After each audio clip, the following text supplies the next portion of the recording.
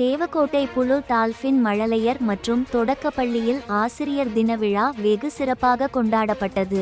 இதில் Devakottai cosmos Lions சங்க பட்டய தலைவர் தட்சிணாமூர்த்தி அவர்கள் மற்றும் செயலாளர் ஆர் நிட்டில் மற்றும் பள்ளியின் நிறுவனர் லயன் டாக்டர் என் ராஜன், பள்ளியின் தாளாளர் திலகவதியார் லயன் ஆர் மங்கையர்காராசி கலந்து கொண்டனர். மேலும் பள்ளி மாணவ மாணவியர்கள் ஆசிரியர்கள் உடைய பெருமைகளை பற்றி பேசினர். அவர்களுக்கு பரிசுகள் வழங்கி சிறப்பிக்கப்பட்டது.